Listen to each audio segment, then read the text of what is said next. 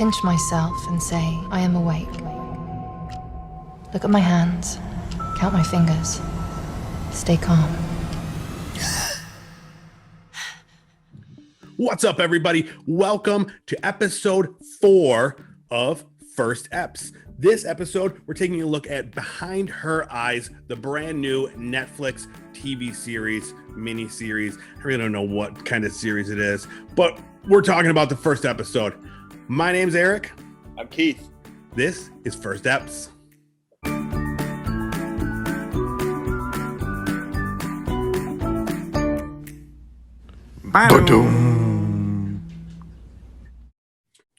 So what's up, everybody? Thank you for coming back, checking out another episode of First Eps. We've got an awesome show for you. We watched an awesome show. Well, we won't get ahead of ourselves. We're going to talk all about Behind Her Eyes, the brand new Netflix series. Let's converse. I haven't seen you in a week. Okay. Just what have you been up to? What have I been up to? I started playing Bravely Default 2. That's the big thing that I've been up to. So you went from last week playing the demo of Operation Triangle to Bravely Default 2. Very similar games, right? Yeah. There's a glimpse into my life. Yes, that's exactly I guess. Yep. Have you moved on from the phone, the Final Fantasy phone game? You're still doing that? No. For everyone listening out there, We won't get Lord of the Visions, Final Fantasy Brave Exvius. You know, if you want to join in the fun too, another strategy RPG, yeah, let's do it. That's your game of the Saint year Celestine. so far. Yeah. Nice. Yeah, I just started playing. I played the demo for Outriders. Stop making that creepy lady pop out at me. She's terrifying. Outrider. Oh, tell me more about her. I mean, sorry. Tell me more about Outrider. Outriders, it's just a demo that came out, but it's very much like I played maybe like 2 hours of it last night. It's like Destiny. Oh, really? Yeah, almost like identical. Like the menu systems are the same. The idea is the same. It's a looter with powers. At first, I was like, dude, I don't know about this. It felt like real, like cookie cutter, like just like I've played it 100 times before. And then I got the hang of. I was playing as a pyromancer. And I got the hang of that, and it was awesome. What are the classes? What are the other options? I don't know. Okay, so there was like a tank. Okay, so that's like the mage unit. Is the pyromancer guy, girl? Whatever. No, I think everybody has like magic type stuff. That's like the whole thing. Like everybody, they got imbued with some sort of powers. Okay. So they all have like some sort of magic. Bill was playing as like the strong guy, of course. I know he's taking a spot in that. Yeah. What do you think about that? You've transitioned well, but you know that used to be your role. That was my role, but I know like when I'm playing with Bill that I gotta find something else. He refuses to play other ones. You guys ever one of those friends, refuses to play another class? Yeah. Exactly. Yeah. But yeah, I got that, and I sent you. Did you watch the trailer I sent you for that Mortal Shell game? So, I've seen that game. I don't know anything about it. I didn't kind of get mixed reactions because it's been out for a bit, right? That's it has been out. So this is a new enhanced edition for PlayStation 5. I got this as a review copy. Oh, okay. Yeah, so I haven't even started it yet. Okay. I'm excited to give it a shot. It's embargoed until the 4th. But I saw it and I was like, yo, this looks like a Dark Souls type game. Yeah. So I'm excited to check it out. It's all updated for the PS5. So we'll see. Because one of the things that I love about Dark Souls is not only the ambience, but also the customizability of all your. Yes, I know you do. Mortal Shells is more like you kind of get into a shell, and like then you're kind of that character that you get into the shell. You don't get to change your outfit and look fancy. Yeah, because like my outfit might be like Shell X, but like the powers of Shell Y. And then what do I do? I'm just as much into the fashion souls as just the. I know, gotcha. The weapons and stuff. Yeah, it looked dark. So I'm excited to get into it. But yeah, that sounds great. Yeah, speaking of dark though, let's talk right about Behind Her Eyes. Okay. Yeah. This show, it had a darker tone than I expect. I honestly, going in, I knew nothing about it. Me neither. Not a clue. I saw it was popular. It was on a bunch of trending lists. So I was like, let's talk about this show. Mm-hmm. The first Yeah. episode's called Chance Encounters is the name of the title. So that's all I knew going in. Click on it. Yeah, and we start out. Yes, Louise. She's getting ready to go out for a drink, right? Or she's going out to meet a friend. Yeah, she's going to meet a friend out for a drink. You know, young mom. We see she's a single mom with her kid. Cute kid, by the way. He's a Kid real with glasses. Yeah. With glasses, you know it's going to be a hard tug on the heartstrings. Oh, he was great. He's such a sweetheart. So yeah, she goes out and her friend bails on her. That's and then she's about to leave. She bumps into sorry. She spills wine everywhere. Or no, not wine. It was like Macallum. What is that? Like a whiskey? It's a whiskey, probably, right? Bourbon? I don't know. Probably Scotch, because the guy was from Scotland. What? If it's going to be something like that. You're probably right. We had to hammer home that he's Scottish. You're right. He also had Scotch eggs in his pocket, and he was wearing a kilt. Yeah, and he was covered in adhesive tape, Scotch tape. That was good. Good. Took me a second, and I got it though. Yeah, I knew you'd get there. So so we meet him. He's Scottish. He's got a Scottish accent. Yep. Which I thought made him more attractive than he actually was. I don't know. He didn't. She thought the same thing too. She liked his accent. She said that. She did. Who wouldn't though? Yeah. I kept seeing Roger Federer, the tennis player, so I thought it was a little weird. Oh, that's weird. Yeah. So then, I mean, I don't really find. Sorry, Roger. You're a good guy, but Yeah, I'm sure he'll get over it. I this one I wasn't really lusting after, but he seemed like a nice, upstanding gentleman. Yeah. Yeah, because they hit it off pretty good, and they end up smooching outside the bar, and then he was like, "Oh no, I can't do that," and he like just ran off. Yeah. Like, wasn't me. What happened? Yeah. I thought I felt a spark with this guy. It wasn't me. He was singing that song. Shaggy. Shaggy, or whatever that is. Yeah. Just started bombastic. Yeah. So yeah, and then boom, super simple title intro thing. It was just like the trees, and it says, and it's such a difference from 30 coins. Where it was funny too. I found that really interesting how they did that, because it was so, like you said, so subtle, and it was almost like a rom-com intro where it's almost like she's out there in the town, she spills the wine, I'm so sorry, and then they kind of have the perfect little evening, and then he leaves her like the prince, but this way instead of the princess running away, it's the prince running away. Yeah, it was like a Sex in the City. Yes, and then it just like dripped in like behind her eyes, and I'm like, that doesn't seem to fit the same tone. And then it kind of shifted tone a little bit. It did, right? And the score like helped out a lot there too. Like I a lot of times I don't notice just the background music and things. I notice it a lot in this one. I don't know if that's a good thing or a bad thing, if you want it to be unnoticed or noticed, like, but it definitely shifted the tone a lot of times where like nothing is happening on screen, but like the sound is like, what is happening? Noelle and I were talking about it. My boyfriend Noelle and I were talking about that. And this one, compared to the other three we've reviewed so far, was much more about I think it was much more subtle and more about eternal life and trying to figure out, kind of, we learned a lot more about the characters and about what they were thinking and how they are approaching the world, as opposed to story driven. This really wasn't plot driven, this first one, I didn't think. It was more kind of like, we saw some plot, but most of it was really just learning kind of how these characters are interacting with the world and kind of what's definitely, and feeling like that emotion about how they're all feeling. We don't really know why they're feeling the ways they're feeling yet, I don't think, but we're learning more about, I think, feeling that things are amiss between all of them in some way or another. Definitely. And I mean, it's easy to do when the focus is only on, there were only 3 major characters in the show, and a couple little, side characters. But yeah, it's definitely easy to like just learn what's going on with, and there wasn't much like story outside of that. I mean, we just learned about these characters. So let's get into it more. So we meet David, who's the guy, the Scottish guy. We meet him more because he is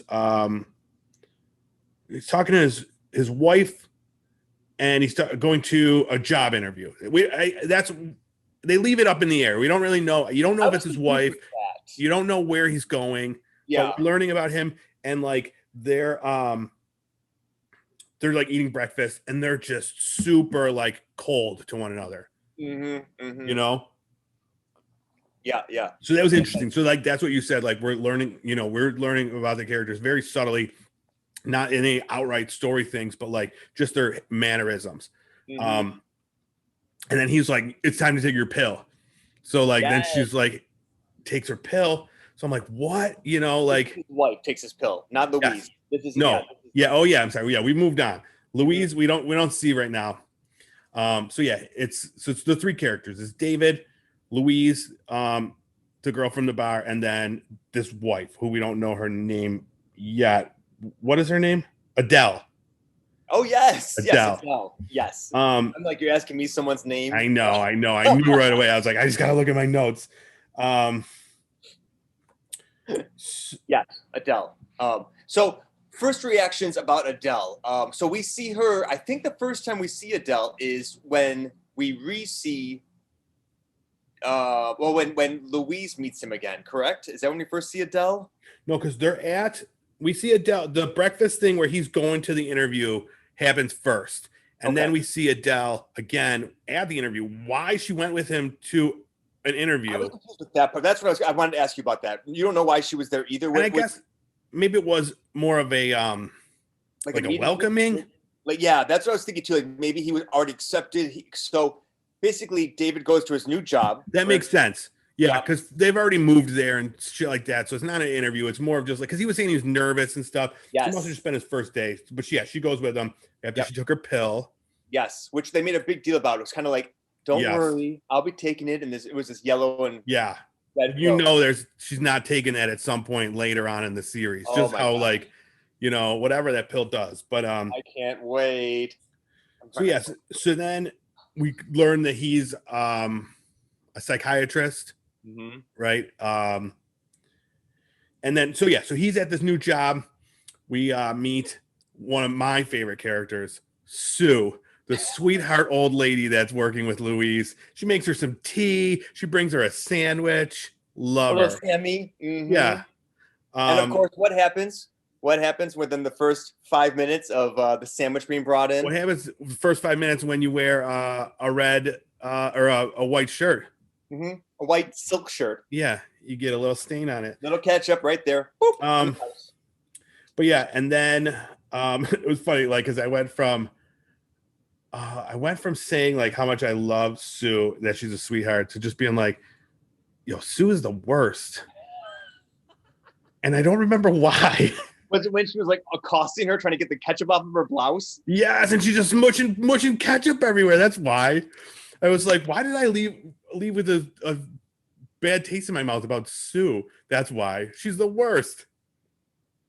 And Louise felt the same way, because Louise was very nice, was like, Sue, stop, and just like laughed. That was a good part. Yeah, that was great. Yes. Yeah. So kudos to Sue. So then Louise, because she smooched David the night before, she goes and hides in the bathroom, and because she sees now when she goes back to wash up her blouse, there's somebody new in the back of the office, and she's like, "Oh my God, I know that coincidence. What a coincidence, right?" That was like that's the title of the episode, Chance Encounter. So like the whole episode is like about like, what are the odds of this ever happening? So you just gotta like move past that a little bit, because now she's David's assistant, his secretary, they call it. So we leave that part. We move on to there is a dinner party. That's right. So Adele and David are at a dinner party. And, dude, they're just sniping at each other. They hate like each other. Wits. That's what you have to do. You're across the table from one another, having your fancy wine, just shooting each other down with these cold kind of witticisms. So we're seeing more into. Mostly what we've seen is like how they just can't stand each other. No understanding of why. Maybe it's some of the pills or her. But she's not right. More into him than he is into her. But very much. He's indebted to her and doesn't want to give her up for some reason. We don't really know what's going on. At least that's the gist I was getting. That's what I got too. Because like the whole time they're at dinner, he's just like he's just like under his eyes, he's just like F this. No. they're all like across, like literally as far away from each other as possible. Which I Yeah. thought was interesting. And they're like, so they're like rich. I don't know if it's Yeah. his money or if she came from money. Yeah, yeah. Her parents are dead, we find out. Are they? I think that's what they said. So I wondered, I was like, were they from money or whatever? Because she just lays about the house in silk blouses and robes all day long. Oh my gosh, love it. Always in white. Living the dream. And then they go home. They hate each other, but then she like seduces him. Well, with a little bit of wine, you know how Yep. that goes. We've all been there. Yeah. Yeah, he came home, he poured himself a drink, and he was like, Mhm. all right. But yeah, he was like disgusted by it at Well, first. because I mean, you know what happens then. You know, they're making love, and then she's like, "I love you," and he's like, "Oh no!" Real mood killer. Real mood killer. But then he gets over it. We're not going to spoil it, and something else happens. So yeah. Yeah. So as she seduces him, he says, "We can't do this again." Yeah. Like, I don't know what that alludes to, but yeah. So he couldn't even like. So they're having sex, and he couldn't even like look at her. It was weird, man. It was such a strange, like. I love their dynamic right now. It's so weird, and it makes you want to know more. Yeah. You know. Yeah. So the one thing that we notice as they're laying there, though, is like, he's got like a huge like burn on his whole arm. So I saw that when he was rolling over right onto her. Yeah, his arm around her. Yeah, and that's what I said. I'm like, is that a tattoo or is that his hair pattern? And I couldn't figure that out. But that was a burn. It was scald. Yeah, that's what Liz thought. It was like his hair at first, but then when they're laying in the bed in the morning, you can clearly see it's all just burned skin. Okay. So then, did you like I put it in my notes specifically because I loved it. The Kate Nash song, "The Nicest Thing." Did you hear that on there? You have to listen to it. Okay.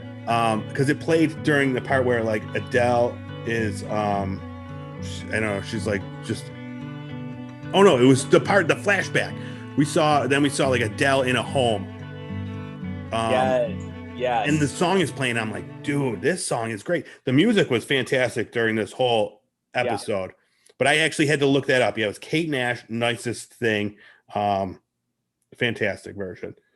Should we transition into talking about some of the flashbacks and dreamscapes of it too? Because dude, we have to. I can't believe I forgot it. Yeah. So like what we're talking about so far is really more about the plot, so to speak, and how we're meeting the characters and how they interact with one another or how they're connected to one another. Mm-hmm. So Louise is connected to David through work, now we discover, but also they had this kind of karma connection. And then David has a wife, we come to find out, who Louise finds out that same time during that second time she meets him. And the wife, we find out, is a little bit kind of codependent perhaps and is working through some of her own possible issues, but we don't know. So that's kind of their mental states and where they are. But exactly. Yeah. And we saw, so then we see that she was in a home. So then we know like something was a little off with her. But let's talk about Louise's thing. Yeah. She has these like nightmares, not night terrors. Because I mean, I don't like that. Stop making me look at it. What is it? Tell me what that is. What are we looking at? So this is a painting, and it's called the somnambulist, which means the sleepwalker. The sleepwalker. And I'm like, is this not the perfect representation? Because that is what we find out that Louise is she is a sleepwalker, and she has these very vivid nightmares where she actually is walking during them. Go ahead. It's just some crazy, like the visuals in the nightmares that we see with her. Like, so it starts out, she's just always dreaming about these pills falling off of a table. And then I think it's like her mother or something. And she's like yelling for her. And then her son running through these crazy looking nightmare halls with like hands pushing out of walls and stuff. You ever see The Frightener, like way back in the day? Yes. Frighteners? Yeah, it was like that kind of, coming out of the walls. Like, exactly. It was like the same as the DVD cover with like the face coming out of the thing. Or like Friday the 13th, I think they would do like where they would push on the walls or whatever. God. Super creepy. Yeah. And to make matters worse, like she's just walking around And at one point, she's up on what, like the third floor or something? Yes. Yeah. She Door has an open, apartment. Yeah. A standing flat. at the ledge of her balcony. She wakes up. Yeah. Yeah. Crazy. Crazy. Yeah. I mean, that would be terrifying. I have a question. Do you have any thoughts about what her dreams stand for, or what? Because I have a thought that came to my mind when I was watching, and I'm wondering. I was going to float by you to see what you thought about it.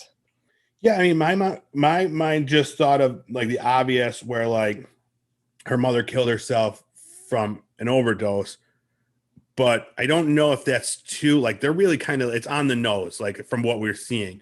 So I don't know if there's other things, like maybe, I don't know. Like I'm very eager to see what it is. I don't know how many like twists and stuff this show is going to have. Like right now, it's kind of straightforward what we see on the surface, but there's a lot lying underneath. Like, so do we want to get into what happens at the very end of this? Because then I'll tell you what something that flashed in my mind, and I have no idea if this is going to come true or not, but it flitted into my mind. A chance meeting that Louise had when she was dropping her son off at school towards the very end of the episode.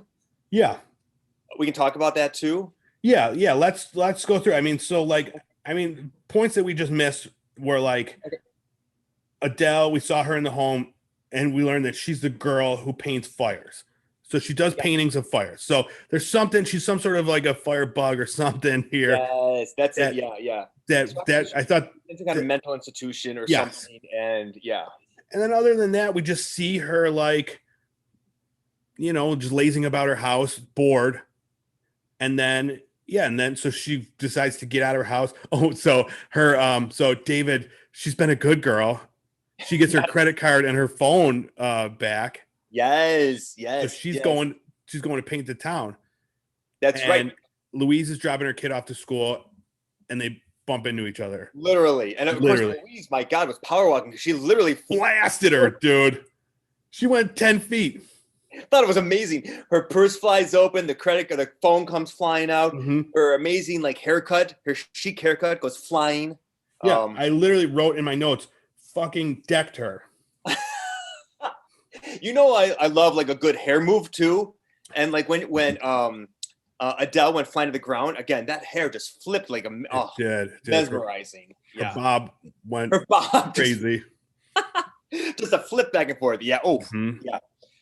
So anyway, so then Adele composes herself, picks herself up, and Louise like blurts out like, "I know you," and she's like, "You do?" And she's like, "You're David's husband or wife. I recognize you from a picture on his desk. I was his secretary." And she's like, "Oh, well, we should go get coffee. I'm new here too." But something about that scene made me think it looked almost as if that Louise actually was kind of familiar to Adele in some way. I felt I feel like Adele knows more than we think that she does about Louise. I 100% agree. I thought this was no chance encounter. She intended on this meetup. I don't know if she intended on getting blasted to the ground as hard as she did, but maybe I don't know. I honestly don't know. Like I said, there's so much we see so much on the surface of these characters, but we know what kind of show this is. Obviously there's more, and B, like it alludes to a bunch without really showing much in this first episode. So, great too. I really love, they're all doing such a great job of, I feel like, Adele is a great way to be kind of like detached, but also kind of, what's the word? Not clingy, but actually more like almost damaged to a point of being destructive. But she's just on the edge there that I feel like underneath the surface of being detached. So it's almost like you were saying, if she doesn't take her meds, what's going to happen? Or is she willfully putting these thoughts down? She's doing a great job. David is kind of this guy where he's kind of doesn't really know what he wants, and he wants to be a provider to Adele, but also be a friend now to Louise. But he also has connections with Louise some other way. Like it seems like they're attracted to one another.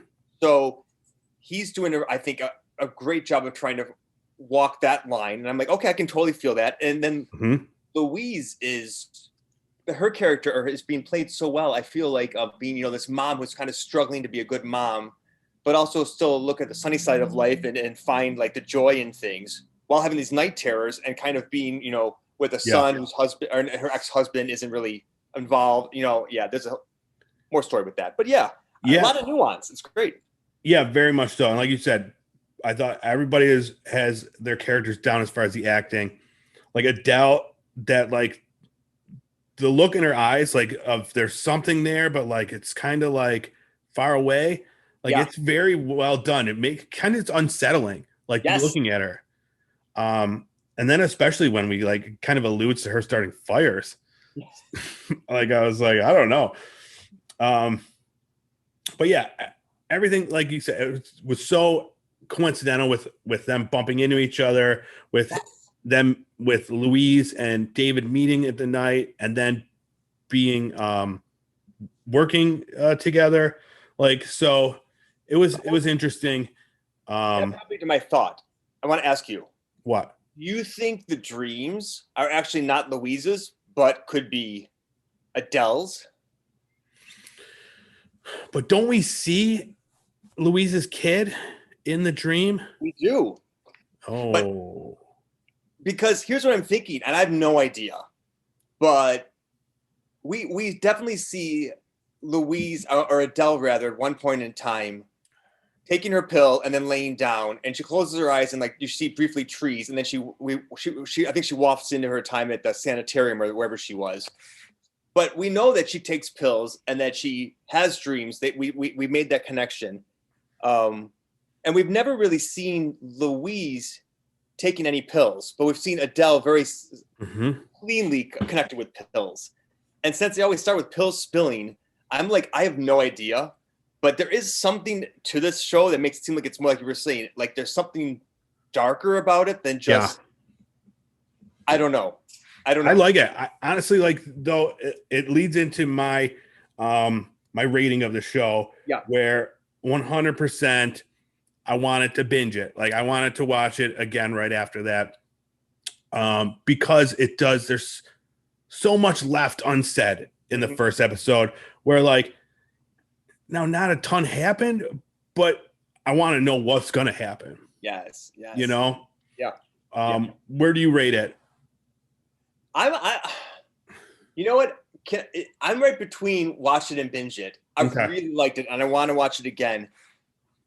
I did feel like I want to take some time to actually sit with it and try to like dream about what might happen a little bit more with it, because it was such a dream state kind of a show where I felt like maybe I didn't want to kind of get out of that feeling right away. I don't know, but you wanted to get into it to feel more about what to get some definition on what you were feeling. I did. I hate unanswered questions. Yeah. And when I know the answer is just a click away, like I'm like, it was so hard. Same with Liz. Like she was like, go do your podcast so we can watch more of this show. Like she's so eager to get more done. So I love it. Yeah. This is based on a novel by Sarah Pinborough. Okay. Nothing about it. I found that out today as I was doing my research. And it is at a 7.3 out of 10 on IMDb. So it's kind of like, I mean, all the shows that we've watched lately are right there. I don't know if it's just because they don't have enough votes, like long term, to like move the needle that much. Yeah. They're all right around that We're number. 7.4 to 5. Or and 7, I look at 7.0. the reviews and like, they're all either like glowing or 1 stars. It's all people can do anymore. It's just either they 1 star it or they 10 star it. So I love the 1 star. Yeah. I do. And I was like, there were a couple of funny 1-star ones. And I'm like, no, I'm not gonna give them the power of me reading their 1-star ones, even though they are amusing. We're not buying into it 1 stars. Oh, we should talk. So beer of the show. This episode is brought to you by. Well, no. This is not brought to you by. We have no affiliation with Trip Hammer Beer Works. Wait, where is that from? Trip Hammer. They're out of Fairport, New York. Where's mine? So, oh, you got some Community Beer Works? Yeah, you can see that. They have Yeah. it down here. That's awesome. I was so excited about that. Yes, that's fantastic. And that's you enjoying that one? That's the Love it. Goza Yes. with berries or This was, cherries? cranberry and orange. Yeah. Nice. Yeah. So Mine good. is- Rogers now? So Liz picked this one out. So I just got a case of 24 different beers, completely different, and they're all weird. Wait, where do you get that from? It was a special thing that like this beer group put together. It's like a whole long story with like people brewing these beers at 24 different breweries, and there's like a competition for it. But I told her, I said, look at this list of beers and pick one out that represents this show the best. And this is what she picked out: the Atomic Blizzard IPA, because it's brewed with cherries and jalapenos, and because it's sweet and it's got that heat like Adele with her burning shit up. Oh, And I'll tell you what, it's good, but it's starting to like, I'm feeling like a little bit of heat in the back of my throat. A little flush in the face. I wasn't sure if it's just because, we've been talking for a while and, I'm getting you going, but I guess it's more the beer. And that's fine. Probably not the beer. It's probably this bright light in front of me. And also that girl. Yes. The somnambulist. Yes. So what else? Oh, you got a song? You got a song for this app? Yeah, I found a song for this one now. So I'm gonna play. So I'm thinking these are songs that I feel I thought of this song while I was playing, and I wish it actually would have been played as one of the musical choices. Mm-hmm. Let's hear it.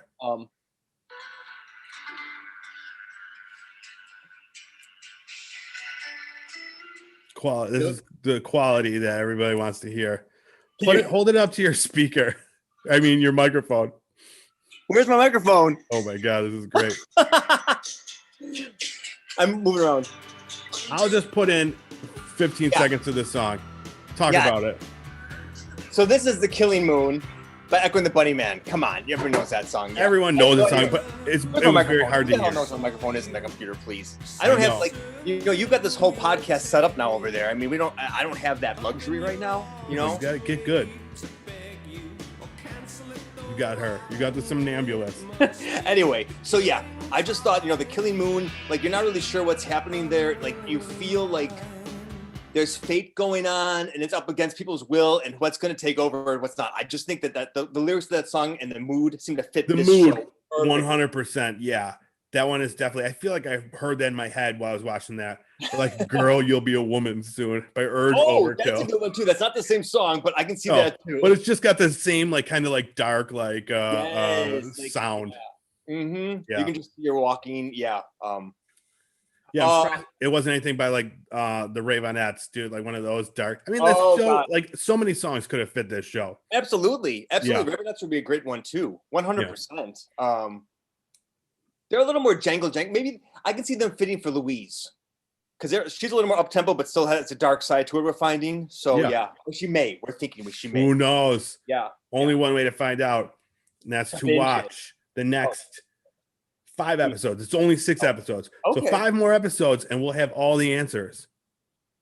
I think I did read somewhere though there's going to might be a second season or somewhere. I saw something about that. So I don't know anything about what happens, but yeah, no, that's great. Yeah, you never know with these when they're like listed as limited series whether or not it's supposed to be like a continued thing, or not. Because even like Russian Doll, like you watched Russian Doll, right? Oh yeah, that was a great show. Yeah, and that was like a one and done type thing, and now there's got season 2 of that coming out. So that is. Yeah, I don't know what it's going to be or what, but I mean, the show was perfect. That was a perfect series. I don't know why they're making a second season. So good. But I wish we were doing this podcast when that came out because I would have loved to. Oh, I know. That would have been a binge it for sure. I did. I literally did. I know. We did too. We watched it in like 2 days, I think. Yeah. No, seriously, one weekend I watched the entire thing. Although I live in New York City, so I was terrified to walk around the city for the next couple of days. Yes, you were just going to into like open manholes and shit. Yeah. So I don't know, but yeah, it was great. Nice. Well, that was our take on Behind Her Eyes, episode 1. Go check it out if you haven't watched. Stop it with that lady. She's terrifying. I'm gonna start having like terrifying things pop up behind me. Just me shirtless. Oh, well, actually, before we end for the day, let's talk about that. We did get a little eye candy today, also continuing our tradition during the love scene. Yeah, Not quite as much as we're used to, but is this 4 for 4 now for shirtless men? Oh, absolutely, yeah. 4 for 4. Mm-hmm. Ding ding. 4 for 4. It's becoming our new criteria. There's got to be at least 30 seconds of a shirtless man. I'll have you keep track of that stat. So perfect. Next time. I'll do that. I will take that on for the group. All right, we're getting away from ourselves again. Thank you so much for watching. If you're checking it out on YouTube or Instagram, listening on any of the podcast services, please make sure to like, subscribe, follow, rate. Anything would be amazing. We're just a couple of new dudes just trying to make this thing happen. Yeah, we're just trying to way. And pretty soon, Keith, you'll love this. I'm gonna make stickers, dude. We're gonna start sending out stickers. To our ravenous listeners. Yes. Okay. So I'm excited for that. So if you want a sticker, send a DM to First Eps on Twitter or First Eps Podcast at Gmail, and we'll get something out to you. I'll post pictures on Twitter as soon as they're done. I think I want to make like just your regular like circle stickers, and then some like vinyl stickers for like that are real nice. We'll see. We'll see what we can get done. But again, thank you so much for checking out this episode. And we will be back next week for more talk with Keith, Eric, and First Eps, baby. We'll see you then. Bye.